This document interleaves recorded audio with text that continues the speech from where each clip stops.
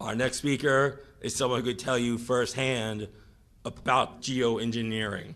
Her name is Kristen Meghan, and it's taken her a lot of guts to come here and speak what she has to say, so give her a big hand. All right, first off, I just want to, I know everyone else has said it, but I really appreciate everybody that has come out here today. It's not just showing up and supporting an event, it's actually listening to those of us who are here to share a message. So, as it was presented to you, I'm here to speak to you about geoengineering. The first thing people ask me about geoengineering is, who are these people? Who are the people that are, kind of pushing the button to get this thing going? One of them, his name is David Keith. And David Keith has been low in the radar for a while. But he has written a book about climate engineering that has basically done more for the truth movement of this than anything. Because he is the frontline person that is the #1 advocate for geoengineering. I'm going to talk about geoengineering, but I want to share a story with you. Every time I'm asked to speak, I public speak for a living. I'll go into that, but I don't get nervous to speak to you. What I get nervous about is not getting emotional telling you my story. Because in 2002, shortly after 9/11, like a lot of military veterans, I raised my right hand and I took an oath to the Constitution to hopefully do something meaningful with my life.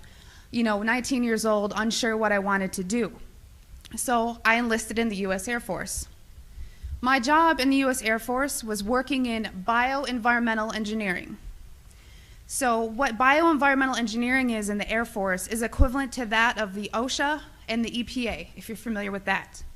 So we were an embedded liaison to make sure that we were tracking all of the aspects and impacts of the military, meaning what is the military doing and how is it impacting the environment, because we were accountable for that. Being government, we did not get any special treatment. We just couldn't be fined being another federal agency. EPA can, but not OSHA. So from the health side, it was knowing what you do in the Air Force. What does your job entail that is hazardous to your health? And I'm going to give you an example. Let's say that you were an aircraft painter. You were a mechanic. My job would go out to make sure I knew everything that you did, what you were exposed to, and how to mitigate and engineer out those hazards. Because we needed to, one, it's your legal right to be working in a safe and healthful work environment. So throughout 9 years, I worked as an industrial hygienist and an environmental specialist. There's 2 bases I was at that are called air logistics centers. What does that mean? It's not like a fighter wing, it's not really fun and amazing. What they did is they took aircraft that around every 10 to 15 years, they were required to be dismantled down to the last screw. So that meant every single industrial process you can think about, checking the metal integrity, making sure everything's good to go, or sometimes overhauling equipment. Part of my job in tracking the health hazards was to look at any time someone wanted to buy a chemical, any type of chemical. It was ordered through a system, and in that system, I had to go in there and say, the country we're in, we're not allowed to use this. We need to substitute it out with something a little less hazardous, while also maintaining the integrity for a technical order, meaning for that process, it says you must use, xylene or toluene to do this process. Well, I have to kind of fast forward. I want to say around 2006, I started kind of opening my eyes to how the military wasn't really what I thought it was. And people approached me knowing what I did for a living and said, have you ever heard of chemtrails? Well, I hadn't. And that sparked my interest. So I went online and I looked at chemtrails. I saw a lot of, debunking, a lot of sites that were just kind of calling it a conspiracy theory. And I thought, well, geez, this is what I do for a living. Preventive health, making sure that people are not getting sick, especially in the workplace, and by things that we're doing that can affect, human health in the environment. To summarize it, in an attempt to debunk this conspiracy theory as I thought it was, I didn't debunk it. It literally changed my life. Like I said, this is hard for me because it's not easy standing here and telling my story. One day I was going through that computer system, which if you want to look it up, it's called an Air Force Form 3952. It is the approval of hazardous materials. I was finding tons and tons of large quantities of aluminum, barium, strontium in the forms of oxides and sulfates. And of course I knew that there's industrial processes you may not have heard of, but it's bead blasting, pneumatic sanding, shot peening. There is certain medias that's similar to that is used. However, I had already accounted for that. I would sit and look at this computer system and say, this shop wants to order this paint. I'm going to tie it to a task. We had to know what was being used, why it was being used, tracking it cradle to grave on how we were going to dispose of it to be compliant with OSHA and the EPA. One of the legal requirements in approving these is looking at what used to be called a material safety data sheet. On that sheet, it's going to list the manufacturer.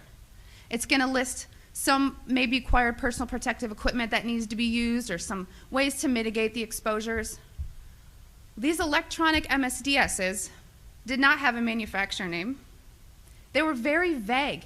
They almost looked to me like somebody had made it and scanned it into the system. So I asked the question, what is this being used for? I never got an answer, so I didn't approve it. And it sat there. And then the heat came down. Why aren't you? Are you behind on your 3952s? Only a select few of us did that. So I started asking questions. And at that point, my demonization began. You know, I made my rank. I was decorated. I was a non-commissioned officer of the quarter. I won lots of awards. I had no reason for anyone to attempt to demonize me. So then I get moved over to the other Air Logistics Center. There's only 2 in the Air Force, which is in Warner Robins, Georgia. This kind of carried with me. And I thought, you know what? Should I revisit this? Is it worth it? Did I hit something? Maybe it's need to know. I started finding the same things at Robins Air Force Base. I was now doing some more investigation work. Part of what I did was to use a high volume air sampler to air sample up to, I'd say, a football field in about 10 minutes. I also conducted soil sampling because I thought, you know, if this is real and they are spraying this, it's going to get to the ground. So I conducted air sampling, I conducted soil sampling, and I was getting high levels of these contaminants. When I started asking the question again under a new commander, I never in my life thought I would have somebody look me in the face and tell me, I am questioning you. Is there something wrong with you? You've been looking really depressed lately. You know I can put you under a mental evaluation for up to 120 days. Who would take care of your daughter? Because I was divorced at the time. As soon as I heard that, I knew. It validated everything I ever thought. And I thought, I've spent 9 years of my life trying to protect human health, and here we are violating law after law after law. Just sitting here, instead of protecting the people, we are poisoning the people. And I've never got up so much courage from that fear of being thrown in a cage, because when you're in the military, folks, you're a number. You are a number, and every aspect of your life is controlled. I was so lucky that my enlistment was coming up and I was supposed to re-enlist. I ran and did not look back. And I have been blowing the whistle and shouting ever since. And I left October 27th, 2010.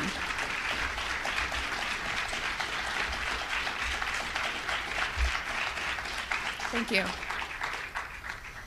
It didn't just end there, though. You got to remember, there's a whole career field of people that work in bioenvironmental engineering.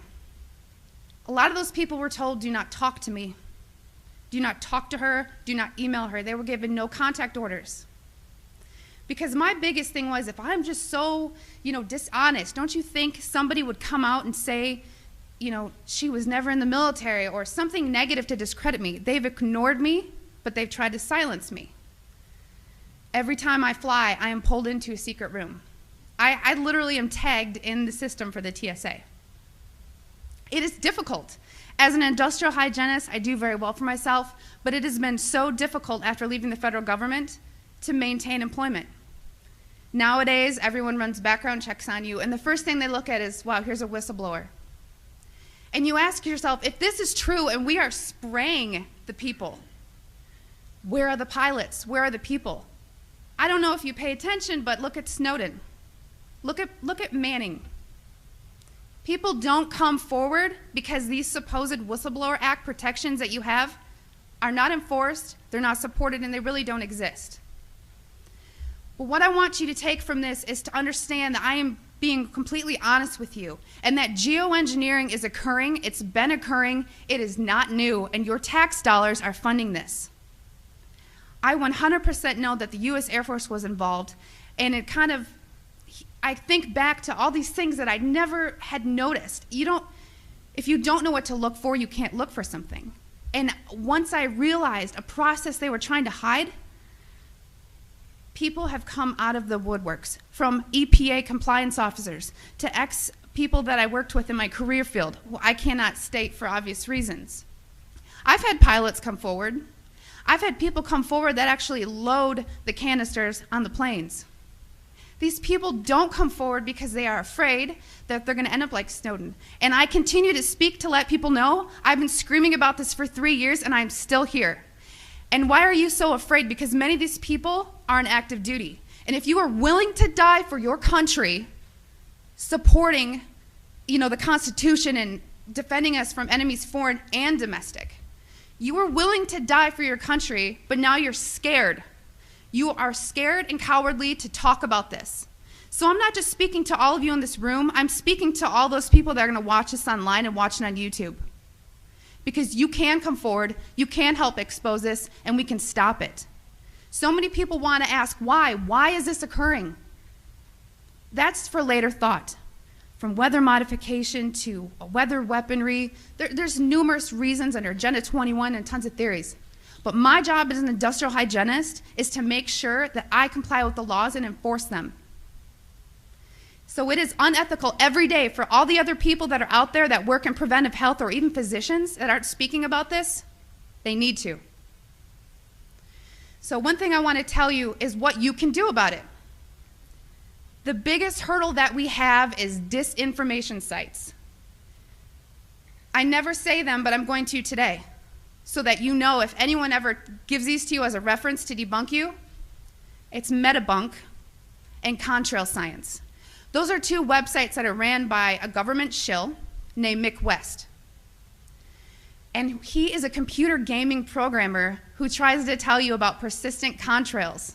So somebody who isn't even credentialed in chemistry or physics or ecology, none of that, is trying to tell you that you're crazy. Okay? So also on social media, don't just hit the share button. There are links. You have to understand that I have met people who used to be purposeful disinformation trolls, as we call them. These people are paid to pretend that they're you, to get you on board to believe a website or an article, just so that you look so vulnerable. And then later it will be deemed non-credible, and then you look non-credible. I just want everyone to know and understand that of all things, of all the freedoms that we are losing, geoengineering is the #1 issue that we are facing. Because you can have guns and money and you can have everything. If you don't have food and water and you are dying of respiratory or neurological illnesses, what does it matter? So you've heard about vaccines, and you'll hear, about smart meters, and you'll hear about other issues like fracking. These are all systemic effects. We are getting overexposed to toxins. People will tell you fluoride's in the water, but it's not a lot. It is a lot, because you're getting it everywhere in your food, water that you drink. Everything is washed with that water.